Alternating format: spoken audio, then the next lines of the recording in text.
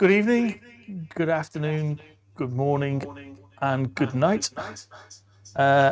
Slight technical hits to start, which is now solved. Thank you, love. Just proving we are live, because if we were, We are that live. wouldn't have been in there. So, welcome to another SalesTV episode. This one is focused pretty much on the North Americas, but we actually found out when someone got a map and a globe out that it actually works for some parts of the rest of the world as well. People who have got to the end of the day in the UK and want a bit of a pep me up, people in Asia just getting up as well. So I'm joined again by our fantastic co-host, co-presenter and co-founder, Tim. And Tim's going to actually introduce you to some of the people who are going to take us through today. So Tim, Thanks, over to Andy. you. Thank you. And thank you for spending your time here with SalesTV.live.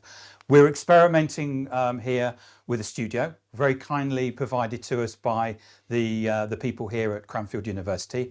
And the whole point of SalesTV is that it's to be driven by the audience. So we're looking for your comments, your questions. We've got a great guest in terms of Eric Stine, and we're really up for challenges. And if you don't agree, please say that you don't agree. Please talk with the people that are engaging as well. And the whole point of this is to be educational. What we're trying to do is provide a channel, a psychological safe space where you can come and you can learn new stuff about sales that you can go away and execute and ultimately be better salespeople, because that's something that we're all trying to do. Let me introduce you to the other two members of the panel. So we have Adam Gray. Do you want to introduce yourself?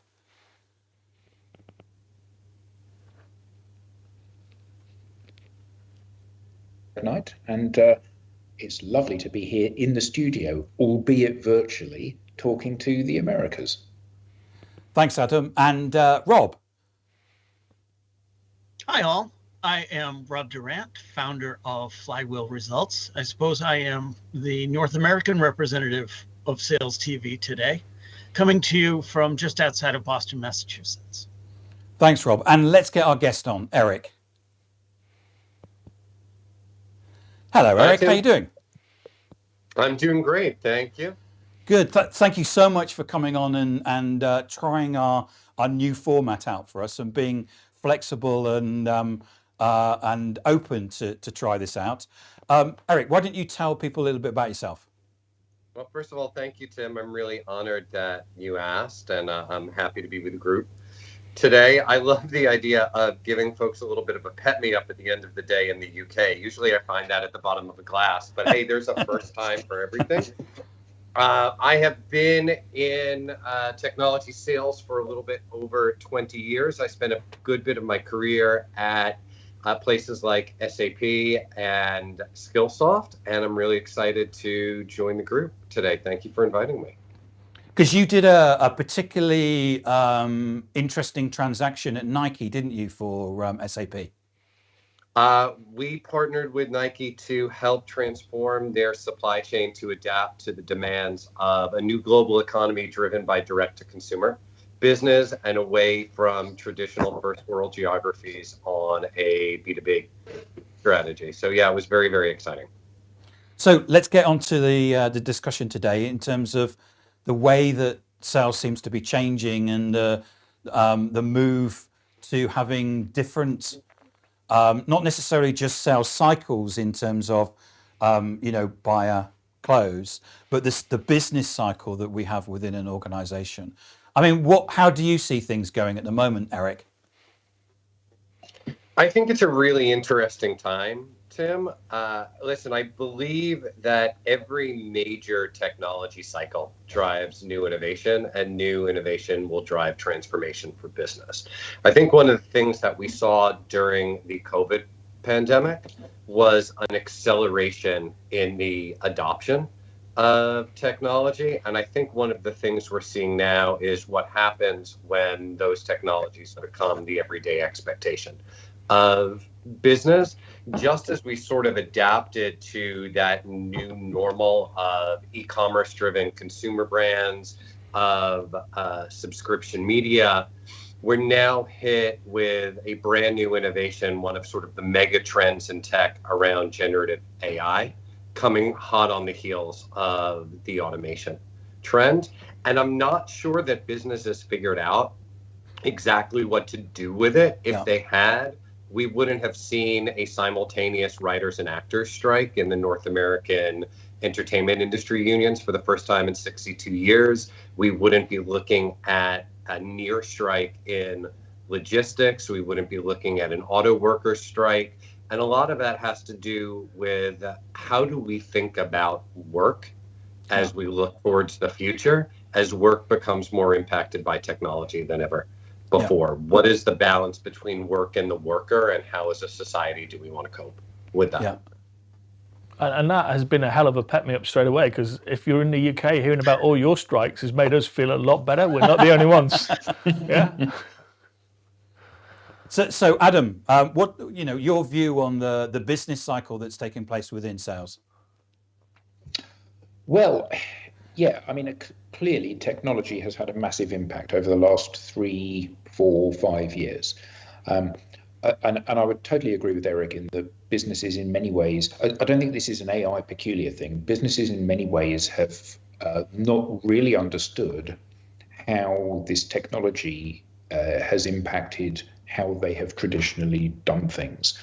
And I think that one of the areas where we're seeing, we as a business are seeing lots of mistakes being made, is that technology is being used to scale the wrong bits of the sales function. So like, you've got marketing automation, which means you can send out to 1 million people instantaneously. But that doesn't mean you should send out to 1 million people instantaneously, because the problem is when everybody's sending out to 1 million people instantaneously, everybody gets overwhelmed with email and they just set up blanket rules to put it straight in the spam. So actually you've taken 2 steps forward and 2 or even 3 steps back, because you've made it more difficult for yourself and everybody else. And I think that we're going to see a similar thing happen with AI. It's being lauded as being the mechanism that will enable people in the social space, let's say, who can't write things, to be able to write content really efficiently and really quickly, which is going to engage their audience. The reality is that it isn't going to engage their audience, because the reason that I'm going to read your content, Eric, is because we've met and it's you, not because of any other reason than that. And the problem is when everybody in your space is producing grammatically perfect, insightful content that is lacking that personality and that connection and the context that I have, being that we've been on this call together, I think that the businesses are grasping at straws. Clearly, they all have a major problem to overcome in terms of pipeline. And they're trying, my view is that they're trying to scale the wrong parts of that sales process. And I would actually say to the audience, if you're interested in what human, authentic, but professional content looks like, go to Eric Stine's LinkedIn profile and check out what he's posting. He is a master of doing that, and he gets loads of engagement as well. So it's a really good place to go and look at. Andy. Yeah. Do you want the model now, or no? In terms of where do you see the business changing? I think there's an uncomfortable truth in reality, Tim, that we all kind of know, but no one's investigated it. And the context of that is that sales has got a set of things that are happening to it that we kind of ignore. And it's not equal across all sectors, but where I see it is that we're losing on average 30 salespeople a year. And we're not recruiting them back at any substantial level. We're mishiring and whatnot. Which actually includes then and drives quite negative behaviours. I don't know if over-quoting is the exact word, but it drives over-quoting, which then damages mental health and all of those other things, which then actually means people disengage and actually then reinforces and drives people to, quietly quit or proactively quit. And we'll come on to it a little bit later, but I think that becomes almost, a circle that is ever decreasing. And I don't think we're focused on those as much as we could be. And I think probably, and I'd really love, Rob to jump in and then Eric, is because we still see ourselves as a number. And we don't see it as a social science. We don't see it as an art. What I love about the US, I will say that, is that the amount of colleges that are now teaching sales as a discipline, I think is a beacon.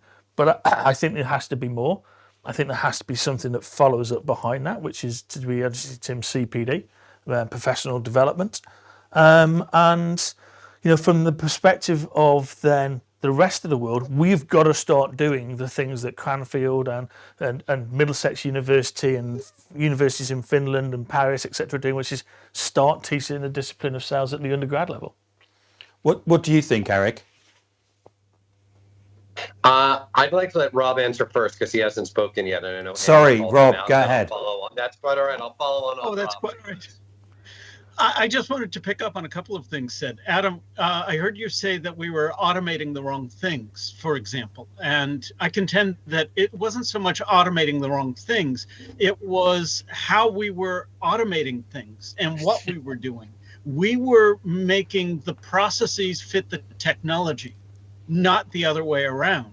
And that leads to behaviors that are ultimately less than optimal. When it comes to sales training in the colleges, yes, there are quite a number of them, but I used to make the joke, nobody graduated with a degree in sales. I can't make that joke anymore. There are many a program, but as it compares to the number of colleges that teach marketing or psychology or any number of other degrees, there are still plenty of opportunities, plenty of inroads.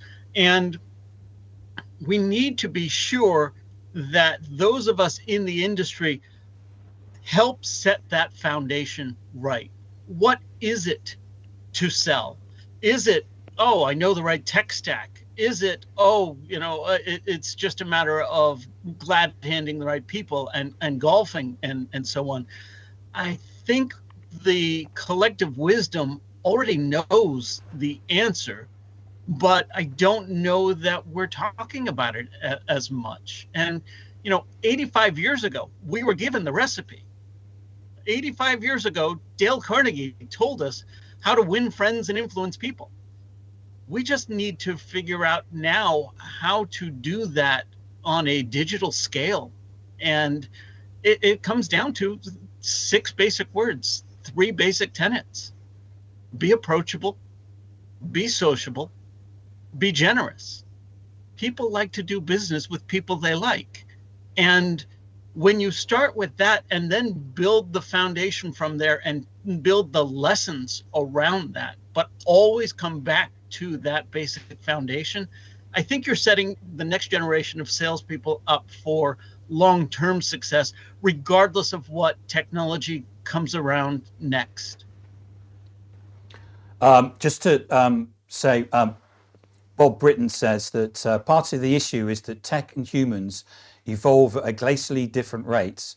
If we don't manage tech evolution, we will end up serving tech rather than tech benefiting humans, especially with AI. And he also goes on to say, as to business cycles, the business horizon has shortened. There are fewer businesses that form with the intent of being multi-generational concern and instead form to sell to the highest bidder in 5 years or so. And great points, Rob. Very good points. Eric, what are your thoughts?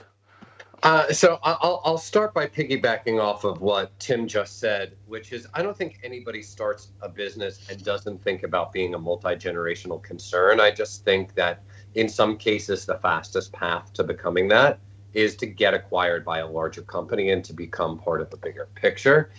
But I don't want to distract from the main topic that was brought up. And I do very much have a point of view on it. So I was trained as an attorney, and when I went into sales, I think one of the things that I had to get over myself about was that I was leaving one of the so-called professions.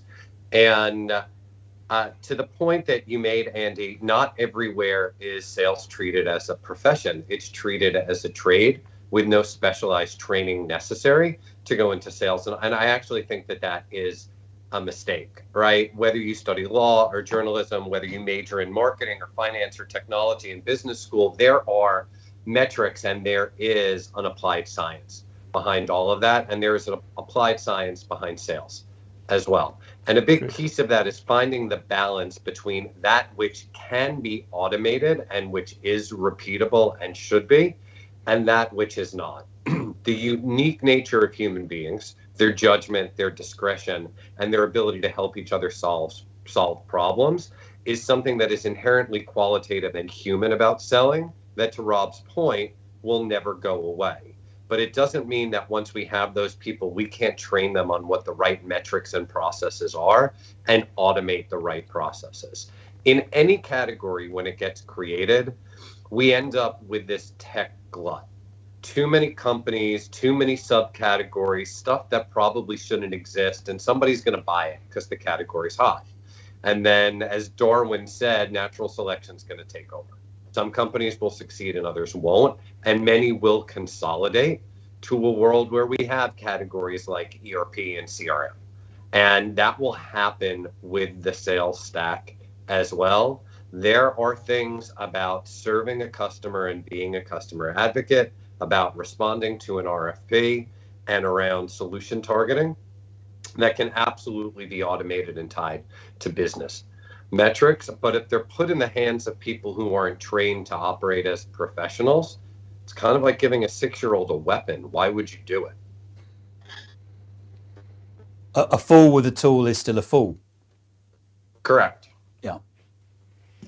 Yeah, and I think interestingly, that's where I think Rob Britton's viewpoint was spot on. Is we're trying to be less about emotion and less about empathy, which is what we talked about on the episode this morning, and more about it's for efficiency at all costs.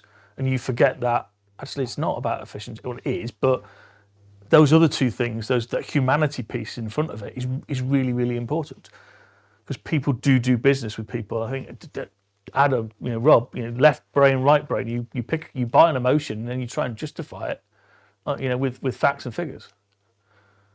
I think sometimes that gets lost, doesn't it? That sales is a human thing, people buy people, but also leadership is a people thing as well. And I know that Eric is very passionate about the people come to work with all the things that are going on at home.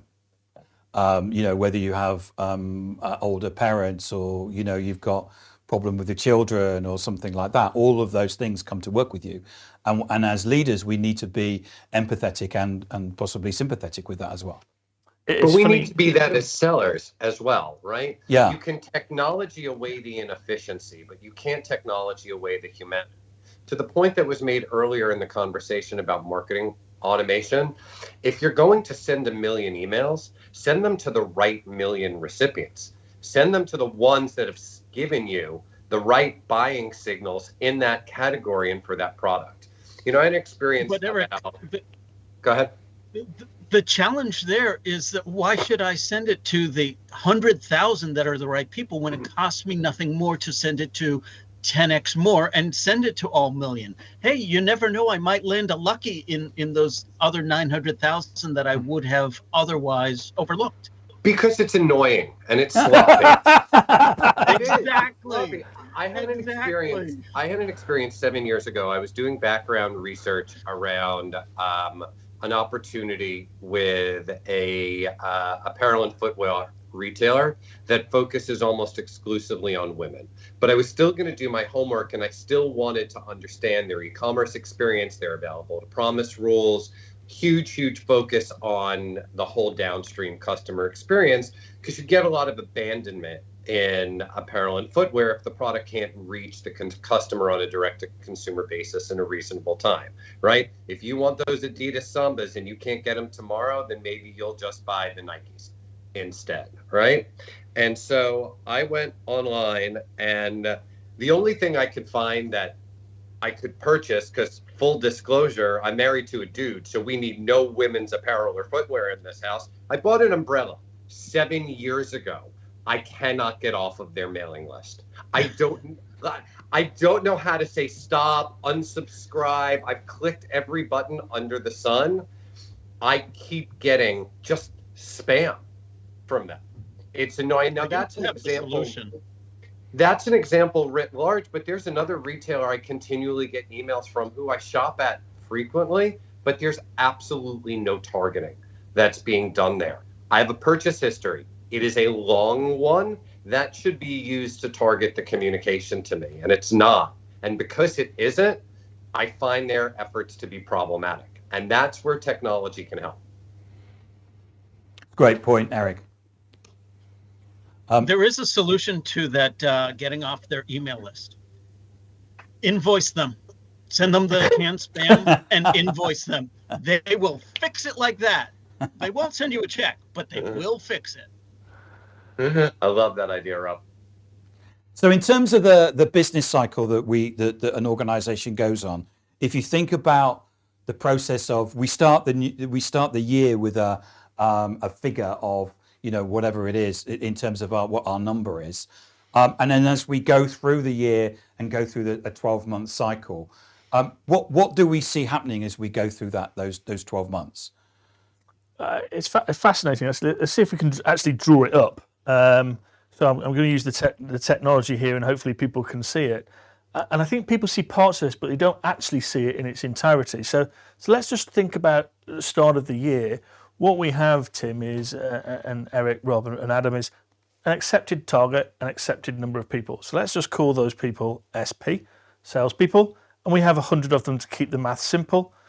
And we know that on average, 30% of a sales force will decide to voluntarily or erode, move out, resign within the year. Eric, in your experience, how many people would leave a sales team in a year? I think that we should let Andy draw the full diagram. Okay. Because I have had the advanced knowledge of seeing it, and I have a point of view on it, and I don't want to spoil it, and I don't want to derail us from getting through the whole model. Excellent. So about 30 go, okay, which leaves you with 70, okay, but you rehire back. Yeah. But you don't necessarily. Well, we've all talked to people today, and so when you look at rehire, that's not being as successful as it used to be because less people want to be in sales, particularly young people. So you end up kind of getting back about 20 of those, okay? And the challenge about that is that has an impact, okay? You've got the quota of 10 people that needs to be put somewhere. So you end up with what we'll call OQ, over-quotaing, which then has an impact again on, well, actually, let's look at mental health, well-being. So we'll call that mental health, well-being. That goes down in a big way. And that starts to get people to look at their work-life balance. It certainly puts more people away from their OTE, on target earnings. And that in itself starts to continue to drive this perpetual kind of result. And that means in the next year, you end up with 90. And actually, I don't know about you, but I've never worked in a sales force ever where my number went down because I had less salespeople. Yeah. So the challenge is that your number, if it was, let's keep it really simple here, and it was 1 million, well, that's actually now 1.05 million. So you've got more quota with less people, and then you've got 27 people will leave. You know, you're not going to be as good at getting them back, so you'll only get 18, and it goes round and round and round as a cycle. And it's happening because you've got LinkedIn that actually shows now, if you've got a navigator license, shows companies data about mean tenure. Yep. And if you then go in and do some desk-based research about just the sales teams, you've got an issue where you can see that the sales teams are actually lower than most of the mean tenures of these organizations. So this is happening. Now, it doesn't happen in every industry. Some is more accelerated than others. Some have very long tenured people, which in itself means skills development and skills fade are issues.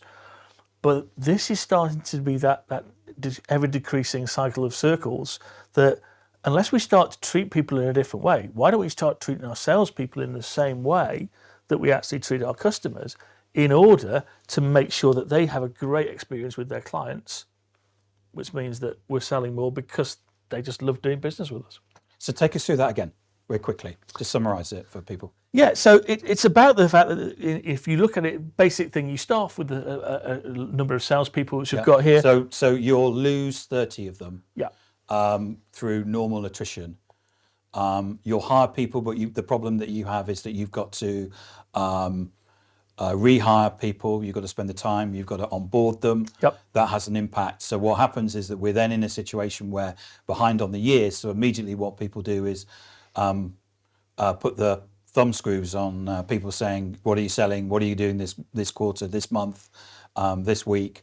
That has an impact in terms of mental health and well-being. So you end up annoying people, and then they leave, and basically you've got this vicious cycle going on in terms of the business planning of the company. Yeah, I mean, there's work been done that actually, this is getting the maths right.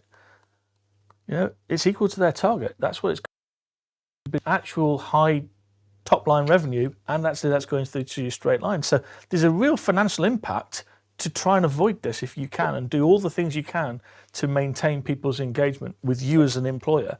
And actually, how do they do that? That's the challenge. Eric, so you got an opinion? Yeah, Challenge it, please. So I don't buy it, and let me be a little bit more specific and a lot less insulting, because I don't mean to insult you at all, Andy. I believe that it happens. However, I believe that it doesn't happen to great sales leaders if those sales leaders are respected and valued by the two people who are the most important business partners, their CEOs and their CFOs. Because when you sit down in the budgeting process, as you plan the year for the following year, there are a couple of things you should know, right? What is your exit forecast for the year, and what has been your growth rate over the past several years? In other words, what is your trajectory? What does your trend line look like?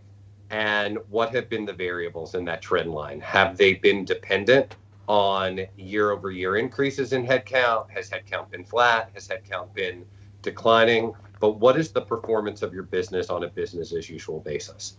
The second thing you need to know is, what is your attrition and your attrition timing? Because it is often predictable. People will leave about 60 days after the end of the year, where they get the big Q4 commission check. People will leave the Monday after President's Club. You can be guaranteed there'll be a couple of resignations of people who held out for the trip. Those cycles, and if you have a good HR business partner, she or he can help you understand what's your trend line on attrition and what is the seasonality of that attrition. You should have a ramp cycle built in to your hiring time. Based on your relationship with TA, it takes X period of time to identify and hire and onboard a candidate, and you should have a sense of how long it takes people to be productive. In one of the roles I last left, we believed that over the first full year, I would get about 50% productivity against quota on that head if they started day one of the fiscal year. So if I hired in advance of the year with the intention that somebody would start on the first day of the fiscal year, I'd get about 50% of their quota out of them. And then in year two, if they stayed the full year, I would get 100% of their expected productivity out of them. You need to know your sales productivity metrics and where your over and underperformers are. Attrition matters differently if it's your bottom 20% leaving as opposed to your top 20%. What does that distribution look like?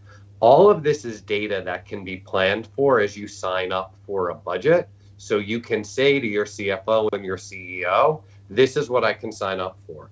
Or I need X more heads to sign up for the number that you want me to. Or I have to have elasticity, so I'm hiring the 20 new hires before the other 30 a trip. And I will balance hiring timing against that. Or I've got a slush fund in my budget that I can use to pay if I'm overhired as opposed to underhired. This is the part about how we technology away inefficiency as opposed to technology away humanity. The problem that you pointed out is real, but sales leaders have a responsibility to get ahead of it. Otherwise, they're not doing their share owners, their peers, or their teams any favors. Because to your point, then it just puts pressure on people to over deliver. So that's my perspective on it, Tim. Eric, thank you for that. Rob, all of that is Does that happen? Rob, go ahead. All of that is predicated, as you said, on leaders that listen. A listening CFO, a listening CEO. In my experience, the leaders are listening to their VCs who are commanding of them certain numbers. And the numbers are the numbers, everything else be damned. I have seen organizations where 30% attrition was not the number.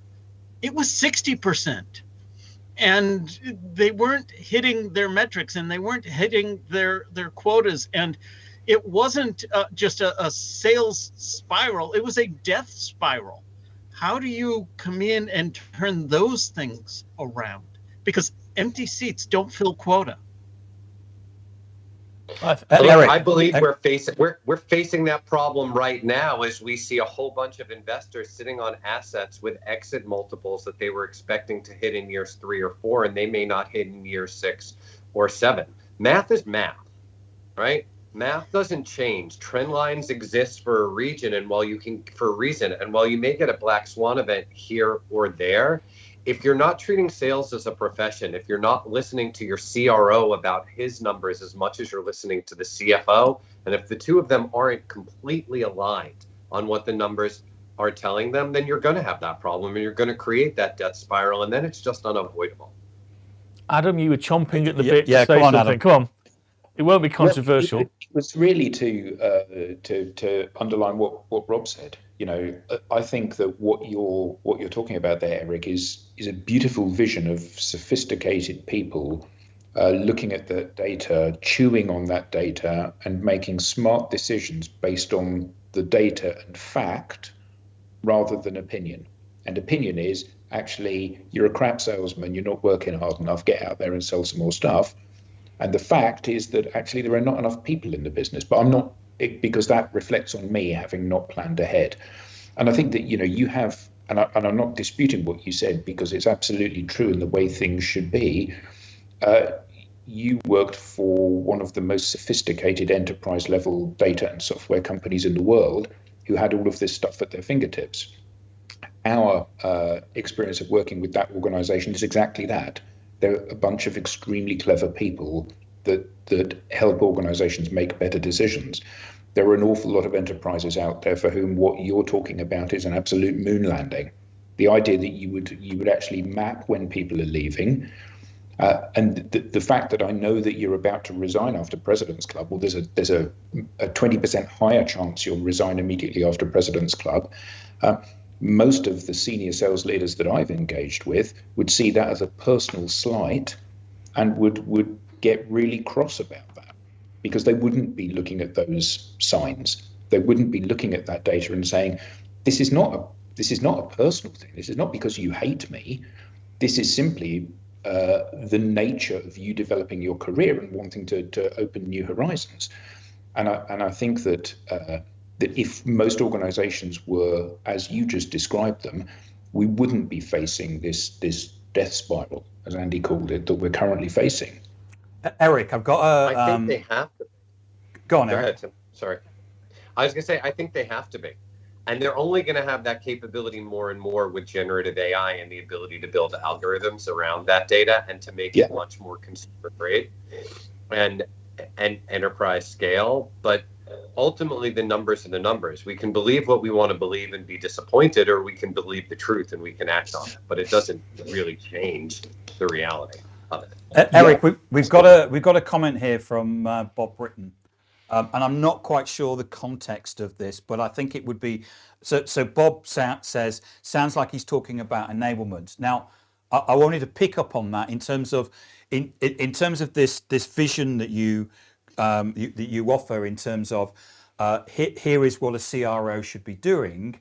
What support would you expect from that in terms of sales operations, sales enablement, or whatever structure that you're marketing? What should actually be there to support you? When I was a CRO, I had a standing meeting every week with what I called my core team, which was semi-ridiculous because I spoke to the three of them either individually or as a group nearly every day and sometimes multiple times a day. That was my HR business partner, my finance business partner who sat in the FP&A team, and my head of operations who ran sales operations and enablement and our program management function. But that's the support that you need. And then you need to make sure that you're communicating that effectively and representing it accurately within your peer group at an ELT level, so that your product leader understands what your dependencies are on feature availability or platform integration or the remediation of bugs or security risks. Your marketing leader needs to understand how much pipeline is it going to take to make the segment of the number that is dependent either on leads from your install base on cross-sell or upsell or new customer acquisition. You need to be an active partner to your marketing leader to say, hey, listen, if you had an extra $1 million, do you know where to spend that and how the marketing funnel is going to convert and how that translates to leads? Do you know how to best put that money to work for me? But at its core, Tim, you need an operations leader, a finance leader, and an HR leader that can support you with this information and help you make those decisions. You should never make them alone. Right. Thank you. Andy, do you want to come back? No, because I actually agree with Eric, actually. I mean, but so it's great. I can see it from your face. But actually, the guys, Rob and Adam, have actually kind of nailed it on the head, which is, Eric's on this show for a reason, because he's the North Star of what should be happening. Yeah. I would add the context of, actually, it's not just been about a sales leader. Eric is clearly a leader. Yes. And that's the chasm. If you look at somebody like Phil Jones from Brother, he obviously brutally honestly talks about his transition from being a sales leader to being the CEO. And I can hear that in what Eric's saying. I've made that transition. But what Adam said is quite right, and what Rob said is quite right, is Eric's a bit of an anomaly, unfortunately. So back to Bob's point, it is about enablement, but it's about enablement as you as an individual, not your sales teams. So when you walk to your CFO and you walk to your CEO, they see you as on parity. And you can see that in the way that Eric is presenting himself and the things he talks about. So he's very, very credible. Some people come in and it's like, yes, you're just there to exercise the number. Yeah. And so actually, I think Eric is spot on agreeing it can be avoided completely, but it's unfortunately only avoided by some really good outliers in sales leadership. And that doesn't mean the others are bad. We've talked about it before. It's addictive behaviors of, this is what happened to me when I was 25 and joined, and as a consequence, this is how I'm going to behave today. And frankly, my sales leaders, when I was first in financial services, were just out there driving a number. They didn't do anything about their own development. They didn't do anything about my development. And it was all about, here's your margin, here's your quota, here's a map, here's a car, off you go. I was having a conversation with Eric, and I don't know if you can share these figures, Eric, but when you were in your CRO position, we were hit with the war in Ukraine, and you did an analysis of your sales team, and I've not heard anyone else do this, and say, here we are, we're being hit with a black swan situation. This could have an impact globally in terms of people's buying process. Who in my team has actually lived through these things before? So if we think about 9/11, that was what, 22, 23 years ago? 22 years ago, yeah. Yeah. So you did some analysis of your. So you what was it? I can't remember. Was it? It wasn't the war in Ukraine. It was actually the COVID pandemic, and okay. It was during the time I was Chief Revenue Officer at Qualtrics, and so I had an incredible team around the world, and SDRs, sellers, a really, really, really fantastic team. But when I looked at the demographics of the team, they were heavily in North America. And based on their age profiles, I looked at two events, one acute and the other chronic. 9/11 was an acute event, happened September 11th, 2001. There was a market correction that followed it that lasted about 6-7 months. And then there was the financial crisis that started really in September of 2008, where we didn't really see full recovery until about 2011, 2012. And so it was a chronic event. And when I looked at my organization, I found that more than half of the organization had not worked through the financial crisis of 2008 to 2012. And more than 2/3 of the organization had not worked through the events of September 11th. And so they weren't prepared for it. They didn't have the resilience that somebody who had been in the workforce, even if they were early in the workforce, would have had as a function of those events. And so we used Pulse technology to understand what they were struggling with and how we could support them. Many of them lived in living environments. Maybe they shared an apartment with roommates, or they were in apartments that weren't set up for work from home. Many relied on some of our central offices in the Salt Lake City metropolitan area and in Dallas and North Carolina, because that's where they got lunch and in many cases breakfast every day. And so what we did was we tried to account for those corrections, create community, and create a level of services for our team that met them where they were and what their experience level was, so that we could try and help them through it. I'm sure we made 1,000 missteps, and I'm probably only aware of half of them. But we did start by looking at the data to figure out who was going to need help and what kind of help were they going to need to continue to be productive and to feel safe at work. Yeah. I mean, that's a great example of somebody, actually thinking about the data and thinking then about their workforce. And I just wanted to get Eric to share that. Actually, I'd say just the opposite, Tim.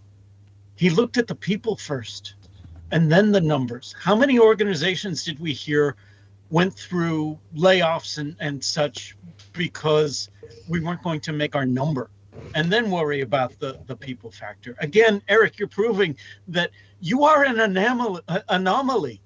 People don't typically behave like that. They should, but they don't.